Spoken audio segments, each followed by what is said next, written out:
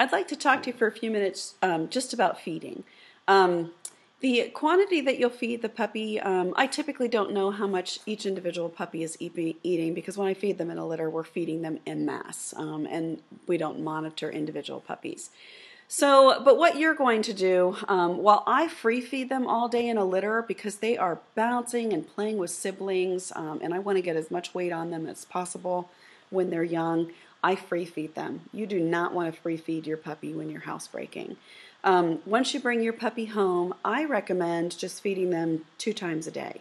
The back of the bag, and most veterinarians will tell you to feed them 3 times a day, but I have to tell you, the more times a day your puppy eats, the more times a day your puppy poops. The more times a day your puppy poops, the harder it is for housebreaking, and the harder it is for timing of that. I've raised hundreds of puppies, feeding them just twice a day once I have them down to, just being a single puppy at a time. And they do very well on it. The one thing that I do differently is I'll use the guideline that they have on the back of the bag as to how much to feed your puppy, and I'll divide it into 2, one for breakfast and one for dinner. And then what I do is I'll put that food down for them, and if they eat every last morsel of it, then I will commonly add some more to it. Because I'm only feeding them twice a day, I want to make sure that they're getting as much as they want. At this stage in the game, when they're less than a year old, you really don't have any weight issues to worry about, so I feed them as much as they want.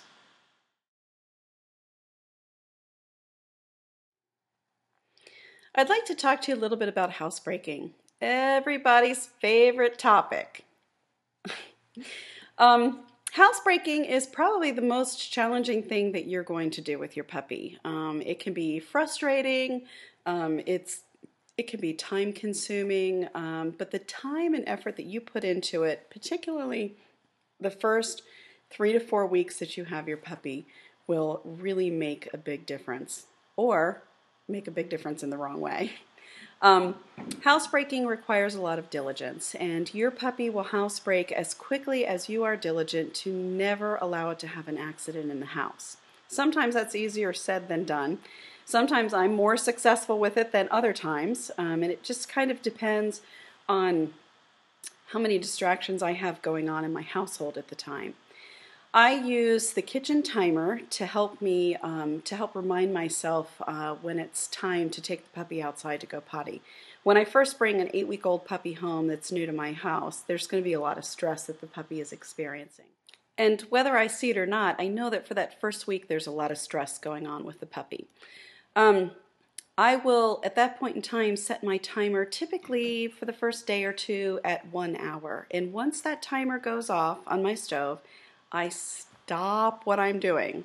Let me repeat that. I stop what I'm doing immediately, and I make the puppy my priority. I'll scoop them up, take them outside. I have a little potty routine that I like to do with the puppies that seems to work very well. Always have high-end treats in your pockets. By high-end treats, I mean like chicken left over from dinner the night before, steak, or pieces of cheese that you've cut up into pea-sized pieces. They don't need to be big chunks, but they are high-end treats. They're not Play-Doh types of treats, the garbage kind of treats you'd buy at the grocery store or Walmart or something like that. Another treat that works very well that's less messy are the dehydrated liver and lung treats that you can buy at the pet stores. If you just ask someone for help, they'll show you where those are. So for my routine, I take them outside, I put them in the grass, make sure that there are no toys around. You don't want any distractions for your puppy. When you take your puppy out to go potty, it's potty time, and you don't want that getting mixed up with playtime. So put your puppy down in the grass, tell it go potty, or whatever command you're going to use. I use the commands with the puppies when I'm raising them in the litter. I use the command go potty and go poo-poos, and you're welcome to use those terms. Or you can change them if you like.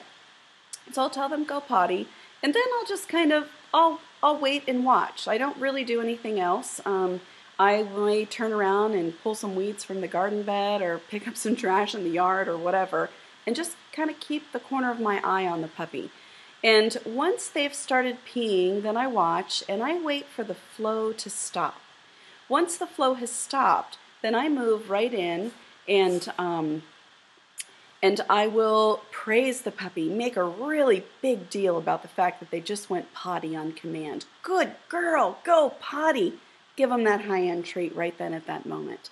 If it's first thing in the morning, I know that the puppy's going to go potty again, or it's going to go poo-poos again.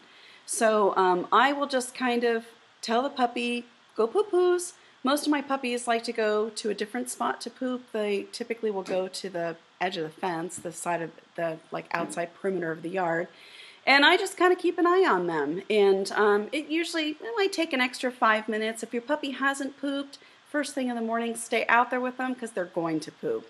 And I'll tell them go poo-poo, keep an eye on them. Now with pooping, you can actually praise them. I wouldn't touch them, but I can, while they're pooping, I can say, good girl, go poo-poos. And then once she's done, I'll walk up and praise her, rough her up, good girl, go poo-poos, give her a treat. And before you know it, your puppy will be trained to poop and pee on command. I think I forgot to mention this, but with the peeing, wait until the flow has stopped before you praise them, because with peeing, if they get distracted from peeing, they'll actually stop the flow and they'll come inside and they'll finish inside as soon as you walk in the door. So just wait for that. Now once I bring my puppy inside, I'm then going to go to my kitchen timer and I'm going to set it for another hour. If you find after a whole day of going outside every hour your puppy's not having any accidents in the house, go ahead and add 15 minutes to it to figure out what her threshold is.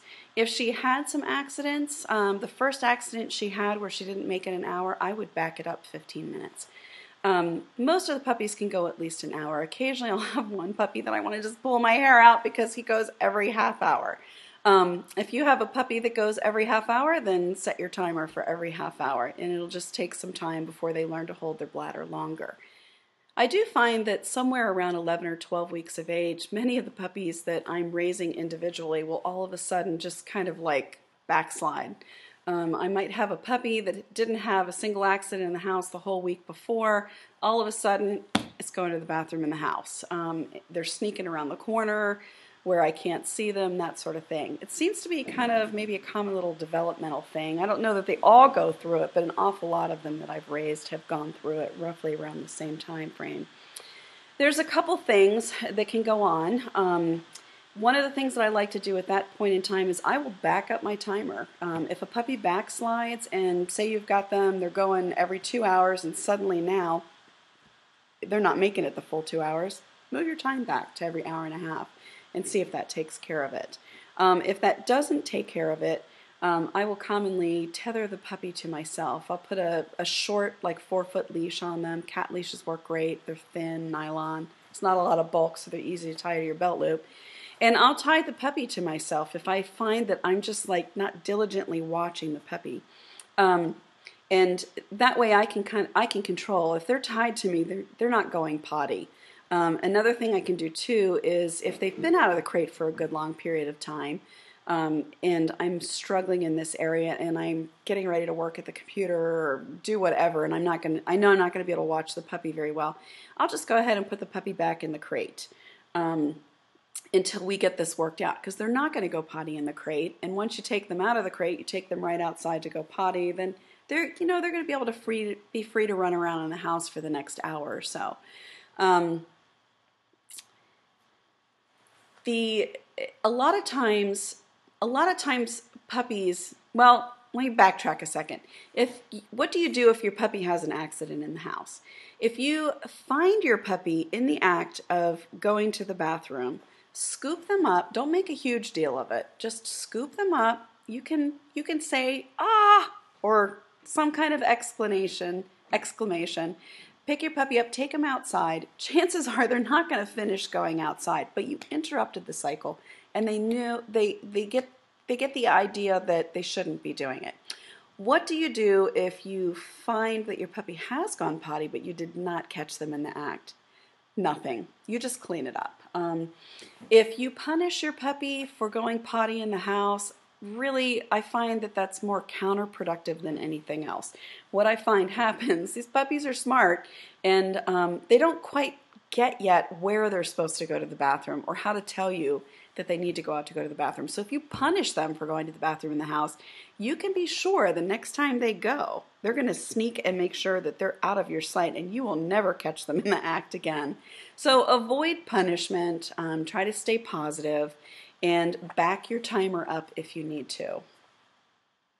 Puppies give some little signals when they're looking for a spot to go potty. If you see your puppy walking around with his nose to the ground and he's just sniffing everywhere, he's looking for a spot to go potty. He's not sniffing for any other reason. I don't see them do that for any other reason other than that they're getting ready to find a spot to go potty. Scoop them up, take them outside, do your potty training routine with them, and then come back inside and reset your timer. If you pick a spot in the yard for your puppy to go to the bathroom and you always take them to that spot, they'll know what they're out there for and they'll learn very quickly. If you have mulch beds, oh my gosh, that's an awesome place to teach your dog to go to the bathroom. No one will step in it. It's out of the way. You don't have to worry about cleaning it up all the time, and it fertilizes your roses.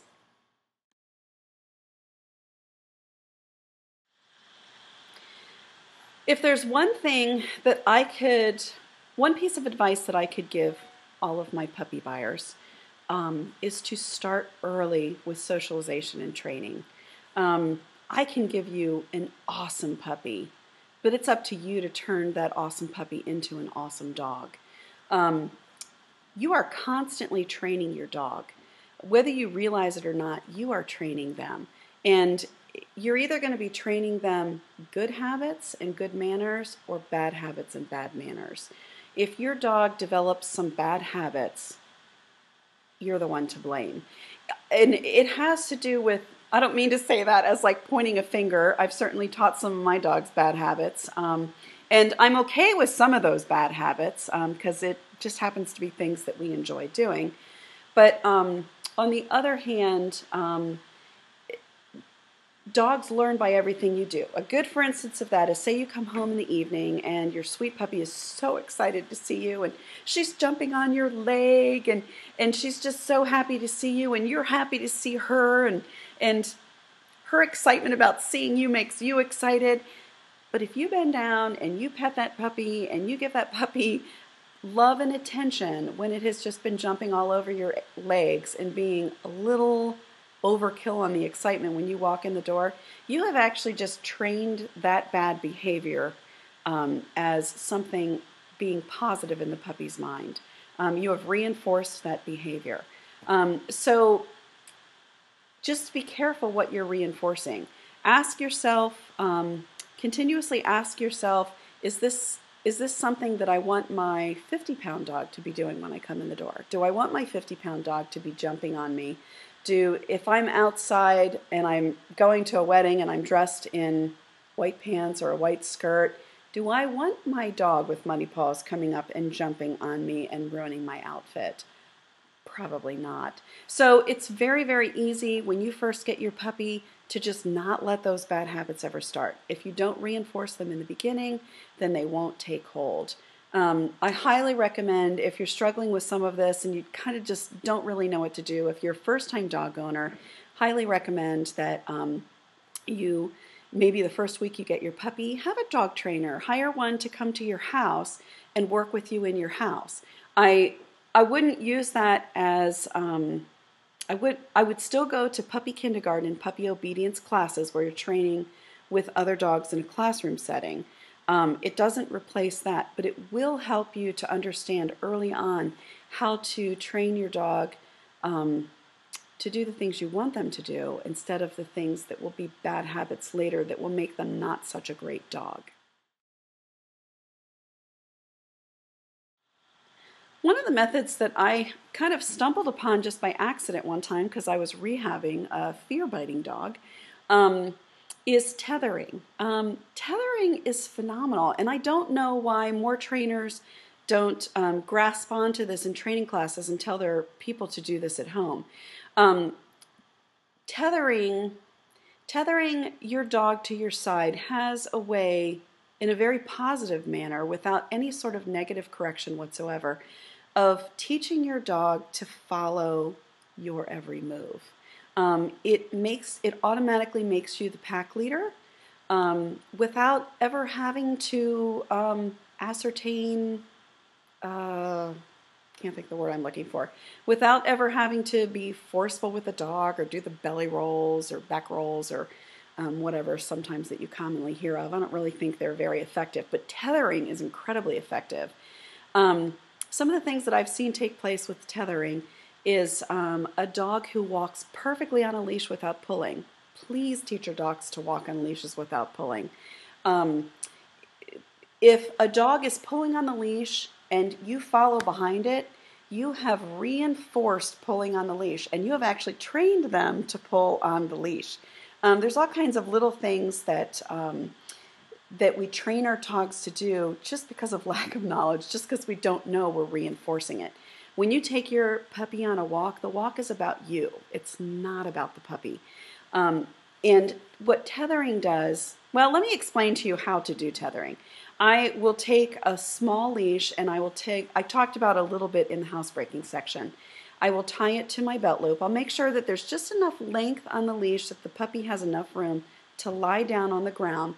But if I step like, a foot to the left or a foot to the right or forward or back, the puppy has to get up and move with me. I will tether my puppy to me when I'm doing busy work, like unloading and loading the dishwasher, where I'm moving around quickly and without much warning. Now, I ignore the puppy when I'm tethering them. If I have to put a glass away and I'm walking over to the glass cabinet and the puppy has lied down, I just walk. If the puppy doesn't get up and walk with me, I don't acknowledge the puppy. I don't coax the puppy to come. I don't say, "Come here, baby, come here." I don't do any of those things. I just walk and drag the puppy. I mean, it doesn't take very long for the startled puppy who doesn't understand what's going on to stand up and follow behind me. I do make sure that the puppy his countenance is good and it's not looking scared or happy. One time I had one puppy who was about 11 weeks old when I was doing this, and she just kind of got this countenance on her that looked like, what have I done wrong? And all I did was I bent down and I reassured her, "Gemma, you're a good girl, you're doing good." And then she was like, "Oh, okay." And she was fine after that. So the whole point of tethering, what tethering does is that dogs have the ability before sometimes we even realize we've given them a signal that they're moving, they can tell by a shift of weight, a slight change of position, which direction you're moving in, and they are capable of following you in that direction. I will tether a puppy to me, and I want to say usually by the end of the first session, which is, I don't know, maybe takes me 15 minutes to unload the dishwasher, that most of the time that puppy is following my every move, and they're not resisting, and suddenly I'm really important to them. They are paying 100% attention to me without being rewarded. They just become in tune with me. And I find I don't ever have to leash train a puppy that I have tethered. I'll go to puppy classes and, oh my gosh, all these dogs are pulling their owners all over the place. I can just hold my leash like this and I walk around and my puppy walks right at my side. Never pulls. And the funny thing is I've never had one single trainer look at me and say, "This is a 9-week-old puppy. How did you do this?" Sometimes I wonder what's going through their head, but I just kind of giggle inside and I ignore those leash training tips that they give, because this is the number one way to leash train your puppy.